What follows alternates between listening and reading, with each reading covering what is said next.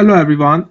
Today I'm going to show you how to calculate the integral of e with the power of square root of x divided by square root of x dx. Okay, you can solve this integral using the substitution rule.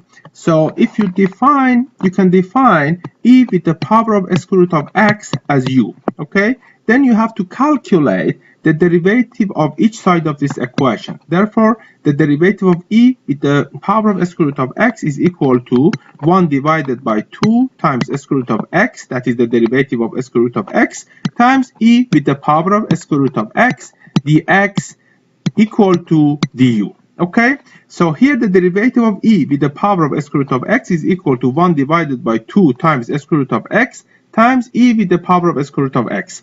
If you're not sure how to calculate this derivative, just write for me in the comment section and I will explain for you how to do so. Okay, so now when you compare this part with this integral, you see they are basically the same except this factor 2. So if you multiply this equation, each side of this equation by this by the factor 2, you will get 1 divided by square root of x times e with the power of square root of x dx is equal to 2 times du. Okay, and now if you substitute this expression into this integral, you see e with the power of square root of x divided by square root of x dx is basically equal to 2 times du. So therefore that integral will be equal to integral of 2 du, which will be equal to 2u plus c, that is the constant of the integral. So